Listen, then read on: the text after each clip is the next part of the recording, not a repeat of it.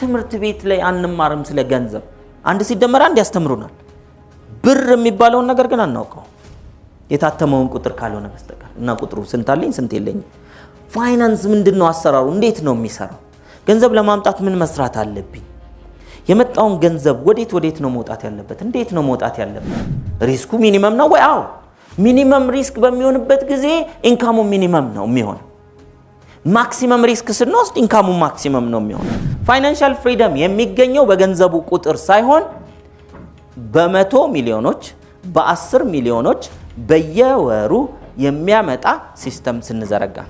እናንተ ዛሬ እኮ ዓለማችን ላይ ገንዘብ መስራት ቀላል ሆኗልና በዚህ ዘመን የሚቸገር ሰው ነው የሚገርመኝ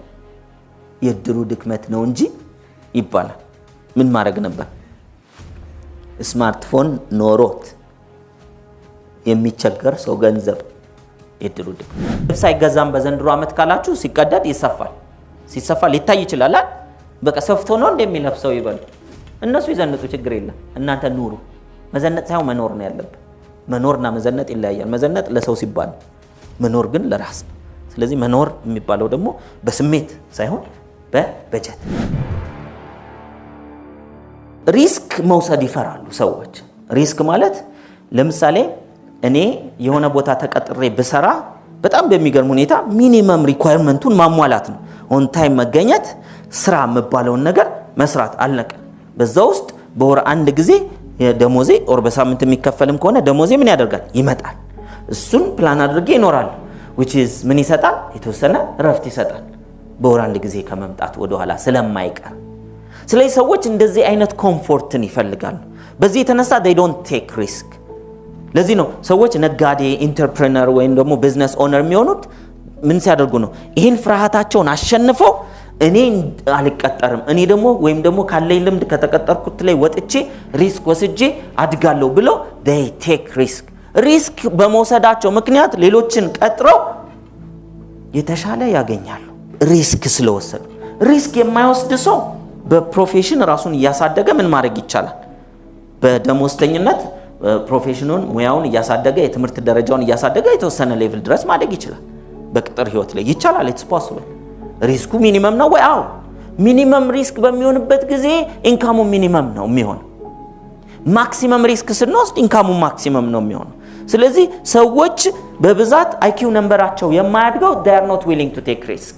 ምን አይነት ሪስክ መውሰድ ይችላል ለምሳሌ አንድ ሰው ስራውን ሪስክ ውስጥ ሳይከት ከስራ ሰዓት ውጪ ያለውን ጊዜ ከጓደኞቹ ጋር የሚያጠፋውን ሶሻል ሚዲያ ላይ የሚያጠፋውን ጊዜ ምን ማድረግ ይችላል በፓርት ታይም ቢዝነስ ልገንባ ብሎ 1 2 3 4 5 አመት መገንባት ይችላል እናንተ ዛሬ እኮ ዓለማችን ላይ ገንዘብ መስራት ቀላል ሆኗልና በዚህ ዘመን የሚቸገር ሰው ነው የሚገርመኝ የድሩ ድክመት ነው እንጂ ይባላል ምን ማድረግ ነበር ስማርትፎን ኖሮት የሚቸገር ሰው ገንዘብ የድሩ ድክመት የተለያዩ መጽሐፍቶች ስላሉ ምን አይነት መጽሐፍትን ላንብብ መጽሐፍ መሸጫ ቤት ውስጥ ገብታችሁ ስለ ኢንተርፕረነርሺፕ ስለ ስራ ፈጠራ የሚያስተምር መጽሐፍ ብላችሁ 1 2 3 ብትገዙ ያንን ስታነቡ እንደው ገጽ ለገጽ ዝም ብሎ መሄድ ሳይሆን ያነበባችሁ ኖት እያያዛችሁ እንደ ፈተና ሳይሆን ልክ እንደ ስራ አርጋችሁ ከዛ መጽሐፍ ውስጥ የሆነ ቢዝነስ ይዤ ልውጣ ብትሉ መጽሐፍ ውስጥ እኮ ያለ ዕውቀት ማለት ጸሐፊውን እኮ ማማከር ማለት ነው እነዚህ መጽሐፎች የምናነበው ሪሊ ስለ ፋይናንስ ምን ይላል ሮበርት ኪዮሳኪ ትምህርት ቤት ላይ አንማርም ስለ ገንዘብ አንድ ሲደመር አንድ ያስተምሩናል ብር የሚባለውን ነገር ግን አናውቀው የታተመውን ቁጥር ካልሆነ በስተቀር እና ቁጥሩ ስንት አለኝ ስንት የለኝ ፋይናንስ ምንድነው አሰራሩ እንዴት ነው የሚሰራው ገንዘብ ለማምጣት ምን መስራት አለብኝ የመጣውን ገንዘብ ወዴት ነው መውጣት ያለበት እንዴት ነው መውጣት ያለበት እንዴት ሲሆን ነው የሚወጣውና የሚገባው ገንዘብ እንደዚህ ሽክርክሮሹ በጣም እየጨመረ የሚመጣው ሽክርክሮሹ ሲጨምር ነው እኮ ሰክሰስፉል የሚሆነው በጣም ስሎ ሲሆን እኮ ድህነት ማለት እኮ እንደዚህ ከረንሲው ስሎ ነው ማለት ስሎ ነው እንደምንም በአመት አንድ ገንዘብ ጠብ ይላል እሷን በብርሃን ፍጥነት አጥፍቶ ሌላው እስኪመጣ ድረስ እየዳሰሱ ጠብ ይላል እሱ እንደዚህ ነው በህይወታችን ይሄ ፍጥነት ነው እየጨመረ ገንዘብ ሌላው ስሙ ምንድነው ከረንሲ ነው አይደል ከረንሲ ፍሎ ነው መፍሰሱ መጨመር የመግባት መፍሰስ የመውጣት መፍሰስ ሁለቱ ምን መሆን አለበት መጨመር አለበት ስፒዱ ሲጨምር ያ ምን ይባላል ሀብት ይባላል ፋይናንሻሊ አንድ ሰው ሀብታም ነው የሚባለው ፍሎ እንደዛ ሲሆን እንጂ አጠራቅሞ አንድ ሰው 10 ሚሊዮን ብር ባንክ አለኝ ቢል አሁን ሀብታም ይባላል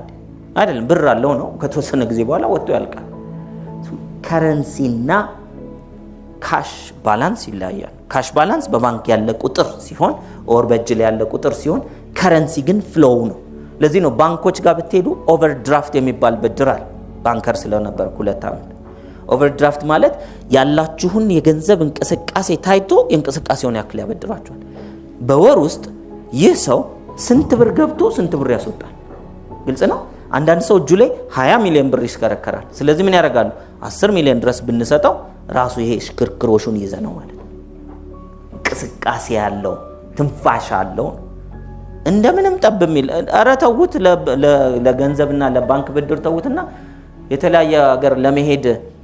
በተለይ አውሮፓና አሜሪካ ለመሄድ ሰዎች ባንክ አካውንት ይጠይቃሉ አይደል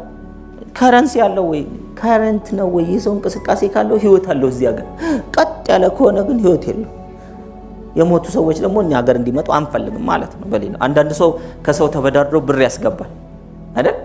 ባላንሱን ያሳያቸዋል አይ የአንድ አመት እንቅስቃሴን እኔ ይባላል የአንድ አመት እንቅስቃሴ ሲታየል አስቡት አመቱን ሙሉ ያልተነፈሰ ሰው ትግላለው በነገራችን ላይ አንድ ጊዜ ግን ወደ ላይ ከወጣችሁ በኋላ ደስ ይላል ፋይናንሻል ፍሪደም የሚገኘው በገንዘቡ ቁጥር ሳይሆን በመቶ ሚሊዮኖች በ10 ሚሊዮኖች በየወሩ የሚያመጣ ሲስተም ስንዘረጋ ነው how to build system የሮበርት ኪዮሳኪን ካሽ ፍሎ ኳድራንት የሚለው መጽሐፍ አንብቡት የተገነቡ ሲስተሞች continuous regular income ያመጣሉ ብትሰሩም ባትሰሩ በህይወት ብትኖሩም ባትኖሩ ገንዘብ ማለት ያጂው ላዘዘው ነገር ሁሉ በዛው በልኩ መግዛት በሚችለው ልክ ምን ያደርጋል ይገዛል በጀት ማለት ግን ያጂው ይሄኛውን የተወሰነውን ቁጥር ለዚህ ጉዳይ ነው እንጂ ከዛው ውጪ አላውለውም ሲል ምን ይባላል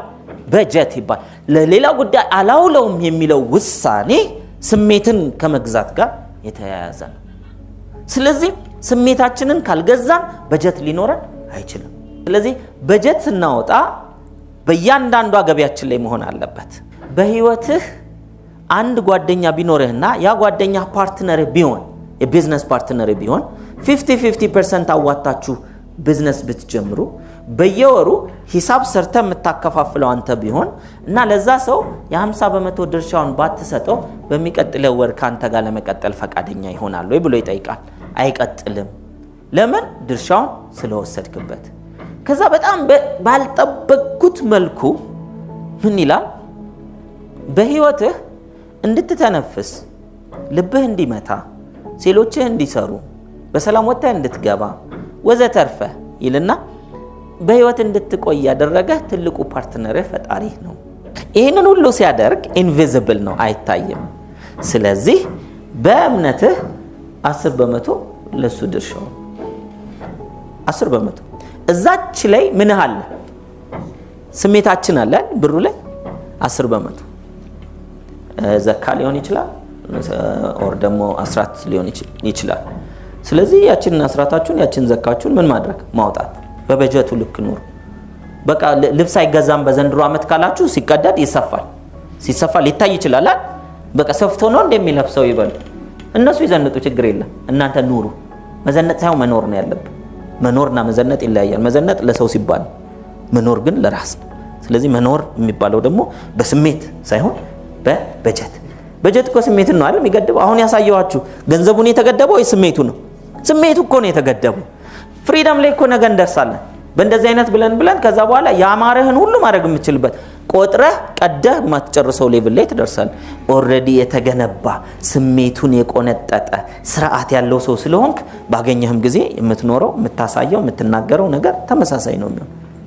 ትንሽ ምቾትን ትጨምር ይሆናል በተረፈ ግን ገንዘብ አግኝቶ ተለወጠ የምትባል ሰው አይሆንም በጭራሽ የምትታማ ይሆን በራሱ አቲቲዩድ ካልለወጠ በስተቀር ሰው ማለት ነው